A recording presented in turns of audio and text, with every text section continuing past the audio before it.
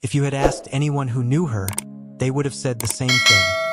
Nothing seemed wrong. She followed her usual routine. She answered messages.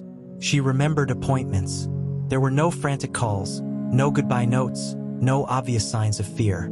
To the outside world, her life looked steady, predictable, normal. That's what makes this case so disturbing. In the days leading up to her disappearance, there were moments that only made sense later. A canceled plan, a message sent but never followed up, a subtle shift in behavior that didn't register as danger, just life being busy. People noticed, but no one worried.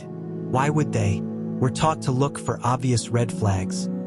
Arguments, threats, desperation. This case had none of that, at least not on the surface.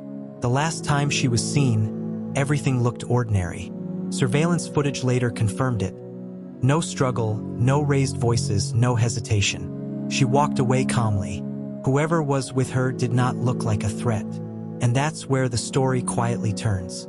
Because when she didn't return home that night, concern arrived slowly. Friends assumed she was tired. Family thought her phone might be dead. Everyone expected to hear from her soon. They didn't.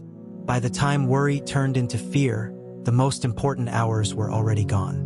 Police opened the case as a missing person report. Officers asked routine questions, retracing steps, listing contacts. Nothing stood out. No criminal history, no known enemies, just a woman who vanished from an ordinary day. Behind the scenes, however, investigators were beginning to see something the public couldn't yet see. Patterns only visible when everything is laid out at once. And those patterns suggested one terrifying possibility. The warning signs weren't loud. They weren't dramatic. They were quiet enough that everyone missed them. When detectives began rebuilding the timeline, the story changed. What once looked normal started to feel off. Not because of what happened, but because of what didn't. Her phone stopped moving earlier than expected. Messages were read but never answered. A routine check-in never came. Each detail alone meant nothing. Together, they formed a gap that couldn't be ignored. Investigators reviewed recent interactions, conversations, and movements. They spoke to people she trusted. None of them believed she was in danger. That trust would become a central theme of the case. There were small moments, comments, behaviors, decisions that seemed harmless at the time. Nothing alarming enough to call police. Nothing that screamed, emergency. That's why they were ignored. Detectives know this pattern well. Many crimes don't begin with chaos. They begin with comfort, familiarity, routine. As the hours turned into days, the investigation quietly shifted. Officers stopped asking where is she and started asking what happened to her. Behind closed doors, they prepared for a darker outcome. And then came the discovery that confirmed their fears. Don't forget to like, comment, and subscribe. Hit the notification bell. The call came without warning. In a location no one expected, authorities found a body. The area was not remote. It wasn't hidden. It was a place people passed through every day. The victim was identified shortly after. Hope ended in an instant. The medical examiner confirmed the death was a homicide.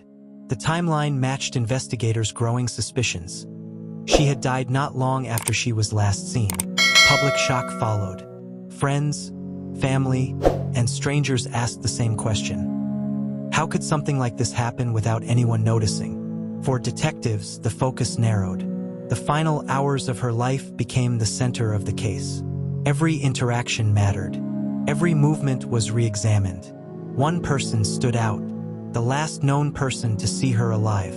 At first, there was no obvious reason to suspect them. That's what made it so chilling. Trust had masked danger. Now, investigators believed the warning signs had been there all along, just too quiet to hear. As evidence mounted, the story the suspect had told began to collapse. Digital data contradicted statements. Surveillance footage filled in gaps. Forensic evidence revealed what words could not. What once sounded believable now sounded rehearsed. Prosecutors would later argue that the crime relied on one thing above all else: the assumption that no one would look too closely. That routine would protect the truth. Didn't. The arrest came quietly. No spectacle. just the weight of evidence closing in. Charges were filed. The case moved to court. For the family, the pain shifted from uncertainty to confirmation. For the public, disbelief turned into anger. How could something so violent grow out of something so ordinary? Because danger doesn't always announce itself.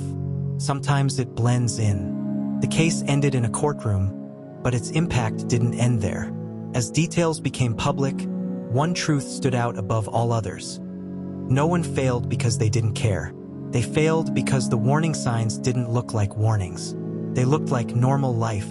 That's why this story stays with people. It's not about recklessness or obvious danger.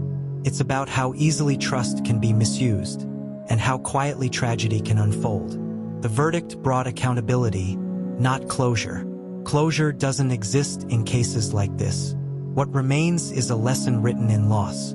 Pay attention to the small changes. Trust your instincts when something feels slightly off. And remember that danger doesn't always come with alarms. Sometimes it arrives disguised as routine.